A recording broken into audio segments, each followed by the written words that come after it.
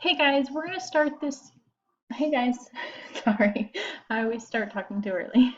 We're going to start a unit on rational and radical expressions and equations. This video is just to review some concepts that if you don't get now, you're going to be totally confused because the entire unit is pretty much based on the fact if you can factor or not. So this video is just for you to be really good, fluent to be really good and fluent in factoring, and then I put a couple other concepts at the end of the video. All right, remember this graphical organizer about the different kinds of factoring. Okay, I don't necessarily need you to know the names. I just need you to know, like, here's some examples. You may want to print it out.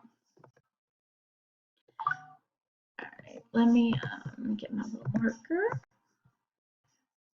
All right, so the first few we're going to factor. So this kind we're looking at it and we're going to say, okay, what do they have in common? They have an x in common. And then when we take an x out of that guy, they have an x left in your sign. And then 3x, and you take out an x and you have a 3 left. All right, so this is the factor. And then just FYI, that x is called the greatest common factor. All right, here, there's 4 terms, so we're going to do what's called factor by grouping. I don't need you to know that that's what it's called. I'm just reminding you. And so you group it in 2 groups, first 2 together, second 2 together. And then we only look at the first 2. So we ask ourselves, like, what do they have in common? Well, the 15 and 20, we can take a 5 out, and the m squared and m, we can take an m out. So 15 divided by 5 is 3, then there's an m plus sign. 20 divided by 5 is 4. And so when we factor this guy, he has to have the same thing in parentheses. And remember, I'm just reviewing because we did a whole unit on factoring. So negative 12 divided by 3 is negative 4. Let's double check it. Negative 4 times 3 is negative 12m. Negative 4 times 4 is negative 16. So that works. So I'm going to write what they have in common. And then I'll write what's left over. 5m minus 4. And remember, it doesn't matter if you wanted to write the 5m minus 4 and then the 3m plus 4, that's fine. Let's do another. All right, so this one, 3 terms, but doesn't have a number right there in the front. So we're going to figure out what multiplies to give us 10, adds to give us negative 11. And so the factors of 10 are 1 and 10, 2 and 5. And the only thing that'll give us 10 is 1 and 10.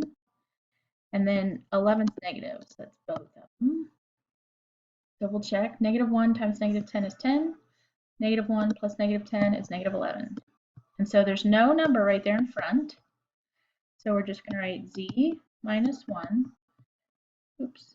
Z minus 10. And those are our factors. And again, if you wanted to reverse it, you can. Let's do another factor. Okay, there's a number here now. So when there's a number there, we multiply the first number times the very last number, and we get 30.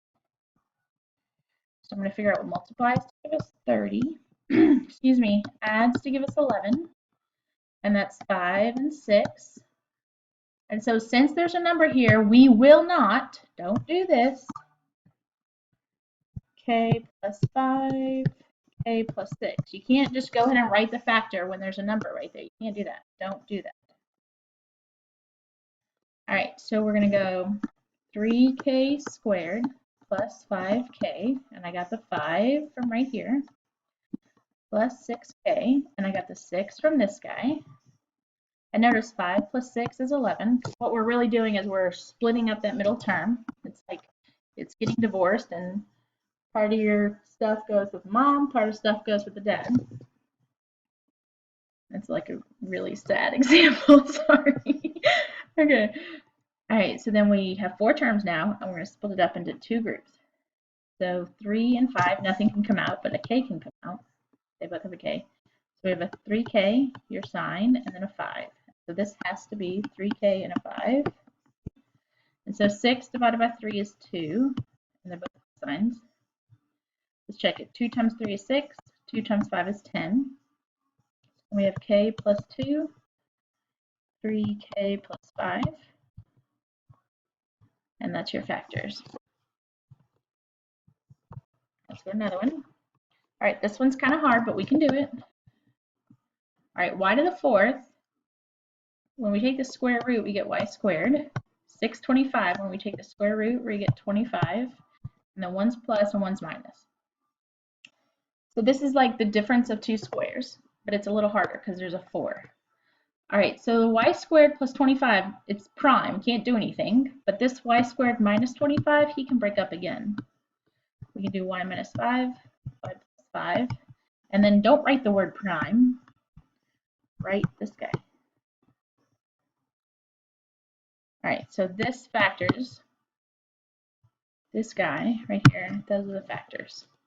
All right, let's look at another one. So here, this is one of the ones I didn't want you to memorize. Do x plus y, and then x squared minus y plus y squared was the formula. And remember, you think of it like as the first number and the second number. And so first we need to figure out what multiplies to give us 64. 3 times. So like 2 times 2 times 2 is 8. 3 times 3 is 9 times 3 is 27. 4 times 4 is 16 times 4 is 64. So it's 4. And then z3 is z cubed is. Okay, so this is the first one is z plus sign. The second one, which is the y, is 4. Then it says the first one squared, so z squared minus sign. Then the first one times the second one plus sign. Then the second one squared. Right now let's simplify. Oh, squared, Kelly. All right, z times 4 is really 4z. And then 4 squared is 16. So what we have is z plus 4, and then z squared minus 4z is 16. Again, do not memorize. For me personally, don't memorize this, that formula, that pattern. I'll give it to you. And most formula sheets, if you're taking a big test, will be on there. All right, there's this guy. So this is the difference of two squares. So 100 perfect square is 10 times 10. 9 perfect square is 3 times 3. Z squared is the perfect square is z. So you're going to do 10z, 3, 10z, 3. One's plus, one's minus, and you're done.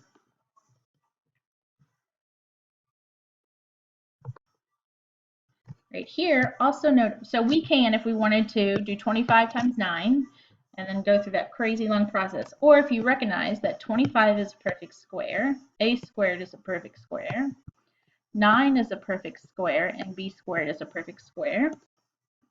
And then you have that sign right there. So you would do 5a, 3b, 5a, 3b. And then you have a positive middle. So this needs to be positive. And that's the exact same thing written twice. So 5a plus 3b. And it's the same thing written twice. So you put a little square there. Let's do another one similar to that. The 5. So here, we can do, like when there's a number here, remember we multiply the first and the last. Or you can recognize that 49 is a perfect square and t squared is a perfect square. And 16 is a perfect square, which is 4. So we can do 74, 74. And then this middle guy is a negative. That needs to be a negative. And it's the exact same thing. And so since it's the exact same thing, we just write a squared because it's written twice.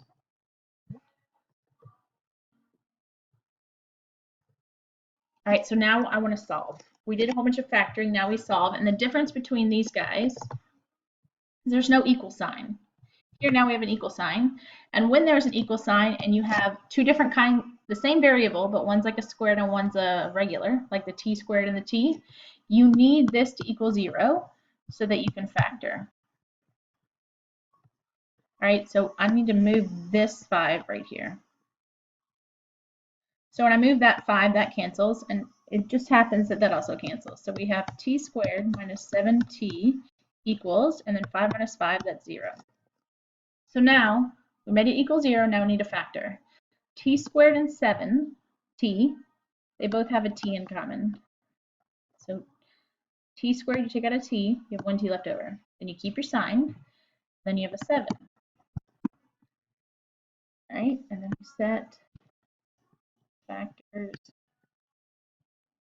equal to 0, and then solve.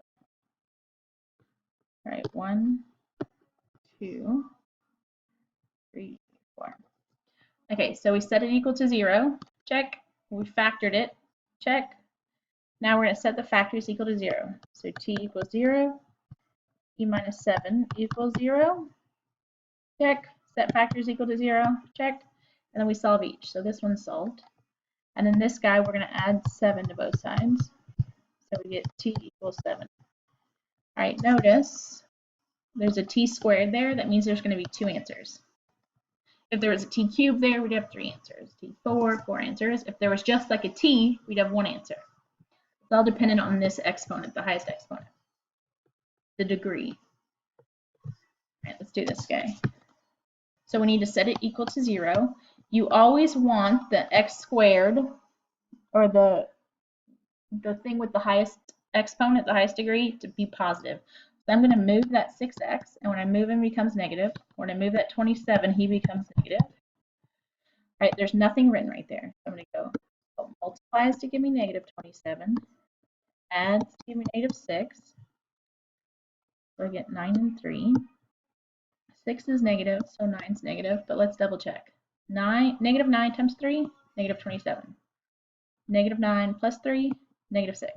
All right, there's no number right there in the front, so I can just write x minus 9, x plus 3. All right, so I've factored it. Now I set each factor equal to 0, and then I solve those. So I'm going to add 9 to both sides. And then here I'm going to subtract 3 on both sides because I need to get the letter alone on the left. And so there's a squared there, which means I get 2 answers. X equals 9 and x equals negative 3. All right, so let's go to the next one. I'm going to skip that one. Okay, here when we multiply fractions, what we want to do is first we want to simplify. We want to reduce crosswise like this way, okay? So 4 and 10, I can divide both of them by 2. So 4 divided by 2 is 2. 10 divided by 2 is 5. And then 7 and 21, I can divide both of them by 7. So 7 divided by 7 is 1. 21 divided by 7 is 3. So what I really have now is 2 over 3 times 1 over 5. That's way easier than 4 over 21 times 7 over 10. Now I could do that, and I could do 4 times 7 is 28, 21 times 10 is 210, and then reduce that mess. Later, I'll get the same answer as I would get right here. So 2 times 1 is 2, 3 times 5 is 15. And so eventually, I could divide everything by 14, and I would still get the 215. All right, divide. When you divide fractions, you flip the second guy and multiply. Okay, so let's simplify again. 3, 9 divided by 3 is 3. 8 and 14, so let's divide by 2. All right, so 1 times 7 is 7, 4 times 3 is 12.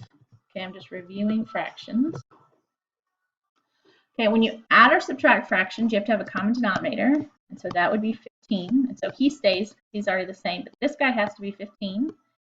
So to make 5 to 15, we're going to multiply by 3. And you have to have a, whatever you do at the bottom, you have to do the top. You have to be even Stevens. So 3 times 3 is 9. So what we really have is 9 over 15 plus 4 over 15. Leave the denominator alone. 9 plus 4, 13. All right, let's do another one like that. Subtraction. So here, if you wanted to, you could do 18.